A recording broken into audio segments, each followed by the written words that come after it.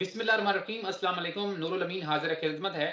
और ऐसी-ऐसी अंधनाक और अफ़सोसनाक ख़बरें पाकिस्तान से आती हैं कि इंसान का दिल दहल जाता है कि कोई इंसान किस तरह से इतने बड़े जुर्म कर रहा है और पै दर पै वाक़यात हो रहे हैं। कभी तइबा तशद्दुद केस होता है 2016-17 में, कभी किसी बच्ची को ज़िंदा जला दिया जाता है, कभी किसी औरत के ऊपर एसिड अटैक किए जाते हैं।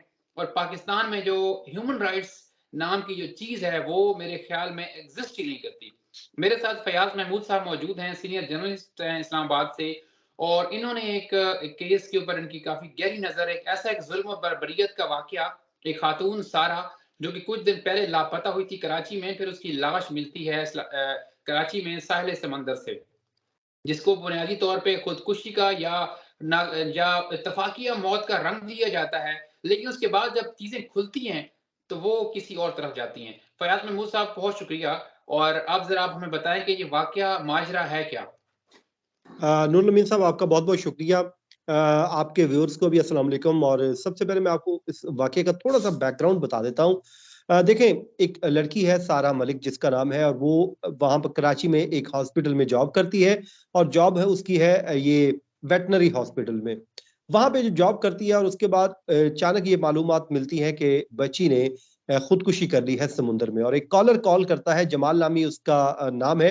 वो शख्स कॉल करके पुलिस को बताता है 15 पे कि मैंने एक लड़की को देखा और अपनी आंखों से उसको डूबते हुए देखा। बल्कि वो कहता है कि वो जब रो रही थी तो मैं उसके करीब गया, तो उसने मुझे डांटा भी, और उसके बाद उसने समुद्र में छलांग लगा दी। फिर वो वापस आती है, अपना जो हैंड बैग है, अपनी जूते हैं, अपना जो आईडी कार्ड है, वो बाहर रख के फिर वो समुद्र में चली गई। और उसके बाद एक वीडियो भी आई जिसमें देखा जा सकता है एक शख्स कमेंट्री कर रहा है और कह रहा है कि देखें सर है, नजर आ रहा है। बज़ाहिर हमें वो सर दिखाई तो नहीं दिया। लेकिन उसके बाद हुआ ये कि पुलिस ने उस लड़की की तलाश शुरू कर दी। समुद्र में गोताखोर जो है वो ढूँढते रहे, ढूँढते रहे।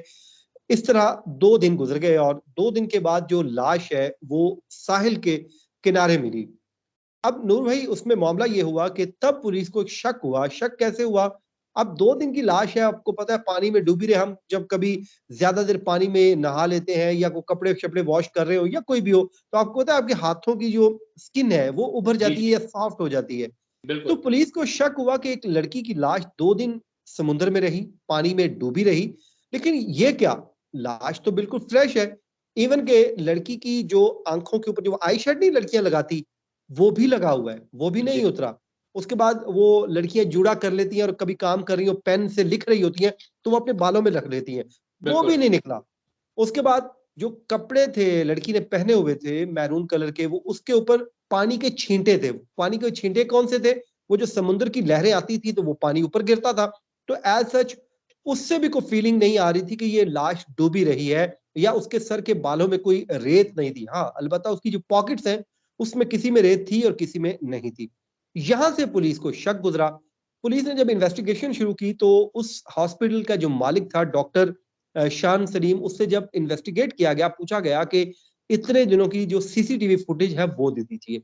यहाँ पे नूर भाई हैरानकुन काम ये हुआ कि वो जो फुटेज है वो डिलीट की जा चुकी थी। तो यहाँ पर पुलिस ने उस बंदे को गिरफ्तार कर लिया। अब यहाँ से कड़ियाँ मिलना शुरू हुई। अब यहाँ पे आ जाते हैं 3 किरदार। 3 किरदार कौन-कौन से हैं? इसमें एक किरदार है शान सलीम, दूसरा किरदार है वकास जो उसका दोस्त है, और तीसरी खातून है बिस्मा। ये लापता थी, ये मिल नहीं रही थी।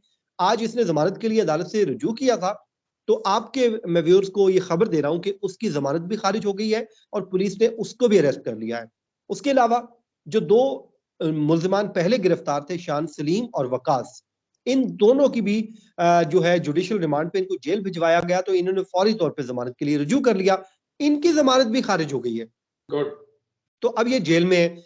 अब इन्वेस्टिगेशन ये हो रही है, पुलिस ये कहती है, जैसे एसपी है इस केस में जो ज़ाहिदा परवीन साहिबा हैं, वो इन्वेस्टिगेट कर रही हैं। वो ये कहती हैं कि ये बात तो तय हो चुकी है कि ये कत्ल हुआ है। लेकिन तय होना ये बाकी है कि ये कत्ल कैसे हुआ। अब पुलिस शक क्या कर रही है? पुलिस की जो रिपोर्ट आई इन्वेस्टिगेशन, उसमें बताया गया कि वकास जो नामी जो शख्स है, हम उसके घर गए लड़की का मोबाइल रिकवर करने। इसके पीछे भी एक कहानी है। बताया ये जाता है कि जब लड़की वहां पर उसने देखा बिस्मा और शान को, मुबैना तौर पे ये एक इल्जाम है कि उसने देखा उनको नाजेबा हालत में और नामुनासिब हालत में, तो लड़की जो है वहां से दिल बर्दाश्ता हुई और वहां से उसने अपना मोबाइल फोन फेंका और फेंक के चली गई। ये एक स्टोरी आई हुई है। उसके बाद वो जो मोबाइल बरामद हुआ, पुलिस ये कहती है कि हम मोबाइल बरामद करने गए, तो वहां पर जाके इंकशाफ ये हुआ कि इन्होंने तो एक और काम भी किया है। इन्होंने एक मैकेनिक को बुलाया और उस डाटा को डिलीट करने की कोशिश की।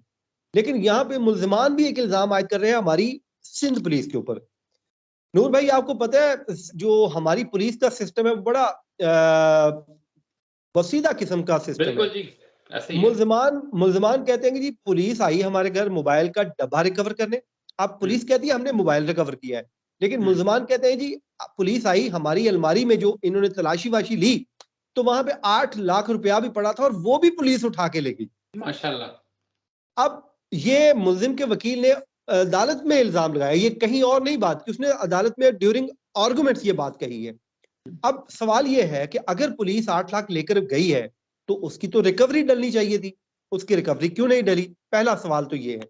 अगर तो ये बात सच्ची है और अगर झूठी बिल्कुल है तो इस पे पुलिस को तो फौरी तौर पे तरदीद करके उनकी ऐसी की तैसी फेर देनी चाहिए थी। तो मैं ये समझता हूं कि हमारे यहाँ लाशें गिर जाती हैं, इस तरह बेचारी लड़कियां लड़के, पुलिस का जो हमारा सिस्टम है वो बजाय उसको इंसाफ देने के वहां पे अपने खांचे शुरू हो जाते हैं। मैं कहता हूं बिल्कुल कि ऐसे ही भाई है। रियाज यहाँ साहब, पे ये आपकी मैं बात को इंटरप्ट कर रहा हूँ। ऐसा ही होता है, ये इस्लामाबाद में भी ऐसा ही होता है, जितना मैंने कुछ देखा। जो मुल्जिम होता है उसके घर वालों की हर चीज जो है, वो पुलिस ये समझती है कि ये जो है ना, ये तो हमारा हक बनता है, ये चीज तो एग्जैक्टली हमने उठा के ले जानी है। तो ऐसा होता रहता है। बिल्कुल। बिल्कुल। और अगर मैं ये समझता हूँ, देखें अभी जब तक किसी को सजा नहीं होती वो तो कानून की नजर में इनोसेंट है। और अगर ये बात सच्ची है तो इस पे आईजी सिंध पुलिस को नोटिस लेना चाहिए, इस मामले को देखना चाहिए कि भाई एक बाप जो जिसकी बच्ची यूं कत्ल हो गई या बेचारी मर गई, वो इंसाफ के लिए मुतलाशी है, लेकिन यहाँ पे एक नया काम शुरू हो गया है। तो अब इसमें हो ये रहा है कि फ्रांसिक के लिए मोबाइल भिजवा दिए गए हैं, फ्रांसिक होना है, बाकी तकरीबन जो इन्होंने इन्वेस्टिगेशन करनी थी कर ली। लेकिन पुलिस आज दिन तक इस नतीजे पर नहीं पहुंची कि आखिर कत्ल किया किसने है। लेकिन अब क्योंकि बिस्मा गिरफ्तार हो गई है तो मुमकिन तौर पर शायद वो मुंह खोल दे, क्योंकि बिस्मा जो खातून है ये 6 से 7 माह पहले आई थी। अच्छा, लड़की जो सारा है उसकी वालदा इस कत्ल की एक वजह बताती है, वो मैं आपको बता देता हूँ। उनकी वालदा से जब बात हुई तो वो ये कहती हैं कि जो मेरी बेटी है वो यहाँ पर जॉब नहीं करना चाहती थी, तो बल्कि वो कहती एक तरह छोड़ भी दिया था क्योंकि उसकी ये फील्ड नहीं थी।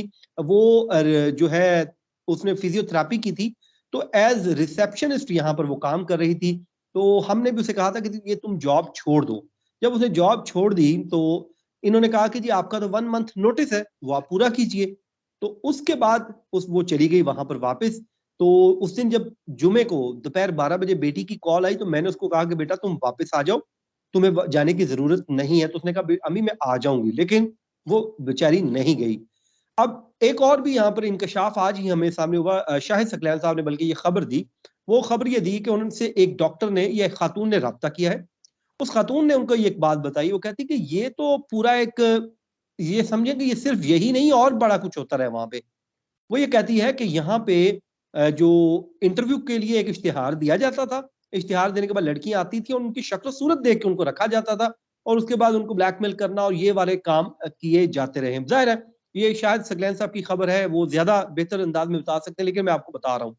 अब देखना यह है कि पुलिस इस मैटर को देखती कैसे है। इतना सादा नहीं है जितना कहा जा रहा है कि जी एक जो जमाल नामी कॉलर है, अच्छा उस कॉलर से भी पूछा गया, हम्म, उसको भी इंटेरोगेट किया गया। अब कॉलर ये कहता है कि जी मैंने मोबाइल फोन बंद नहीं किया बल्कि मैं वहीं पे खड़ा रहा। जबकि पुलिस ये कहती कि जब हम वहां पर पहुंचे तो वहां पर तो कोई भी नहीं था, ना लाश थी ना कोई बंदा था, हम तो ढूंढते रहे हैं। तो जिस शख्स ने लाश कवर की है जो ईदी सेंटर के गाजी इमरान है, वो हम्म, बताते हैं कि जनाब इसमें ये लाश 2 दिन पुरानी नहीं बल्कि 3 से 4 घंटे पुरानी है। अब इस बात की तस्दीक कौन कर रही है? Postmortem report. जिन डॉक्टर्स ने किया पोस्टमार्टम वो भी कहते हैं कि ये लाश 2 से 3 रोज पुरानी है। तो अब नूर भाई यहाँ पे एक सवाल पैदा होता है। सवाल ये पैदा होता है कि अगर ये लाश 3 से 4 घंटे पुरानी है तो फिर मुझे बताएं जो जुमे को यानी कि 48 घंटे पहले कॉल जिस जिस जमाल नामी शख्स ने की, उसने किस लड़की को जाते हुए देखा था समुद्र में? वो लड़की कौन थी? वो 2 दिन कैसे कवर होंगे? वो तो कवर बिल्कुल हो ठीक ही है। नहीं रहे। जब मेडिकल रिपोर्ट कह रही है, जो रिकवर करने वाला शख्स बॉडी की हालत देख के कह रहा है कि ये 2 दिन पुरानी नहीं है, ये 3 से 4 घंटे पुरानी है। अगर उसकी लाश अगर इंतकाल हो रहा है 3 से 4 घंटे पहले, तो फिर मुझे सवाल ये है कि वो 2 दिन पहले जो लड़की लापता हुई थी, वो 2 दिन कहाँ रही? उसे कहाँ रखा गया? और उसके बाद वो जो जमाल नामी शख्स कॉल करके बता रहा है, उसने फिर किसको देखा? ये सवाल है जिसको पुलिस ने इन्वेस्टिगेट करना है। बड़ा ये बिल्कुल जी। खौफनाक और ये अंदरनाक वाक़या है। सवाल बिल्कुल हमारे निज़ाम अदल के लिए है कि इस तरह के वाक़यात होते हैं और उसके बाद सोशल मीडिया के ऊपर उठते हैं। उसके बाद हम भी भूल जाते हैं और हमारा निज़ाम इंसाफ़ जो है वो भी भूल जाता है। तो बहुत शुक्रिया आपके वक़्त का और हम उम्मीद